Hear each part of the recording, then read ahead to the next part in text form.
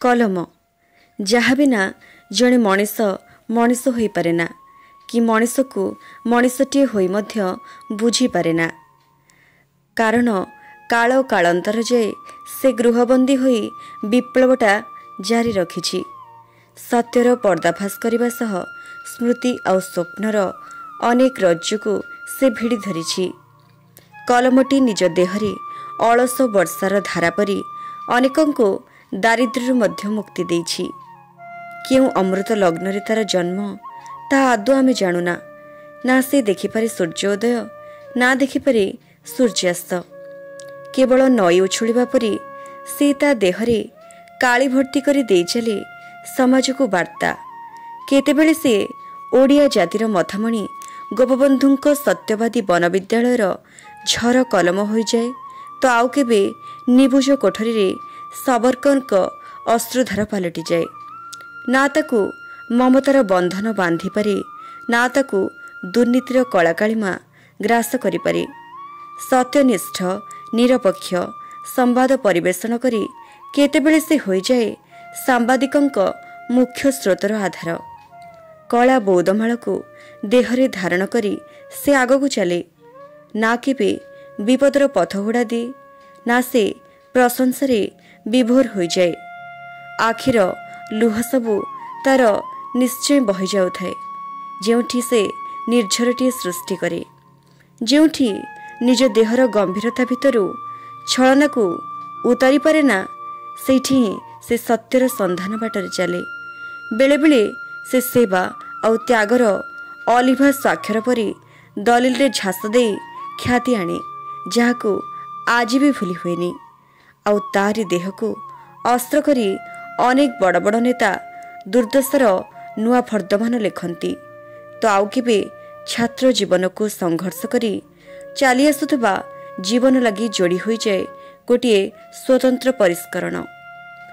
पिलाई कलमटीए पाईगले खुशी ताको आलिंगन करती किंतु तांको अवधरे से कलम ही तांको पई परिवर्तन आणे जहाँ से आदौ बुझी पारती नहीं।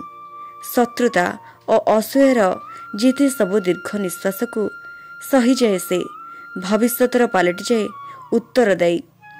तथापि से लेखि चली अंका न होइथिबा अक्षर लेखा होई नथिबा अनेक पुस्तक शर्त होई नथिबा भली अनेक संपर्क एवं से सब को जाबुड़ी धरी से पलटि जाइछि चिर संपूर्ण।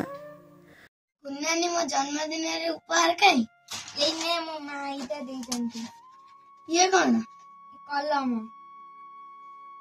आमे तो अभी डॉट पेन में लिखुछु। मो मां छोट बेले काली पुरे के आधरे लिखुथुला। मो सेटा को मो मां मते कहतिला मो मां को पचारी मां एटा बाबू को तो मो एटा देली एटा केमिति लिखा जाए। तो एमती खोलिबो एटा एमती खोलिबो तापर ए जो एटा एमती खोलिबो खोलिला परे एटा को भी खोलिबो एटा को देखो खोली देले आधरे एटा को एमती चिपी के धरिले काली जो दुआ तो या भीतर जो अछि जो ए दुआ तो कोन कोन कहलु इंकपॉट हला एथिरे काली अछि देखो चन काली ए काली रे लिखिले बहुत बढ़िया दिसिबो। एमती के एटा चिपी धरले ए जो जीभ अछि जीभ रे कालटा पळिया आसीबो एम चिपिबो चिपिले पळिया आसीबो एमती पळिया आसीबो तापर एमती एटा बंद कर दबो। कलमरे काली पुरे की लेखुथुनु स्कूल जीवा आगुरु आमे कलमरे काली पुरे की स्कूल को लेके जाउथुनु। पेन आगुरु व्यवहार हो नथिला भी नथिला पिला माने समस्त कलमरे काली पुरे लेखुथुले सेथिरे समस्त पाठ पढुथुले। भल खाता रे लेखिले भल सुंदर देखा जाउथुला आ भल पाठ भी लेखि होउथुला। पिला माने सेठरे बहुत पाठ पढिचंती भल भी बुद्धि पाठ पढि की भल ज्ञान अर्जन करिचंती। बर्तमान एसाने पेन हे गलानी आ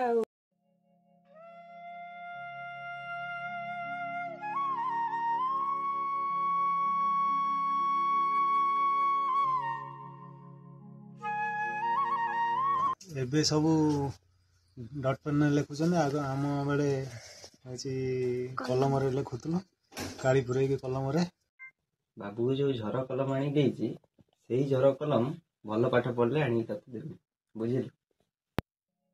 କଲମ ଉପରେ ଯଦି ଆମର ସ୍ୱତନ୍ତ୍ର ଉପସ୍ଥାପନାଟି ଆପଣମାନଙ୍କୁ ଭଲ ଲାଗିଛି ତେବେ ଆମ ଚ୍ୟାନେଲକୁ ଲାଇକ୍, ସେୟାର ଏବଂ ସବସ୍କ୍ରାଇବ୍ କରିବାକୁ ଆଦୌ ଭୁଲନ୍ତୁ ନାହିଁ। ପୁଣି ଏକ ଲୁପ୍ତପ୍ରାୟ କାହାଣୀ ନେଇ ଆସିବୁ ଆପଣଙ୍କ ପାଖକୁ। ସେତେ ପର୍ଯ୍ୟନ୍ତ ଦେଖୁଥାନ୍ତୁ ଆମ କଥା, ଆମ ସ୍ମୃତି। ନମସ୍କାର।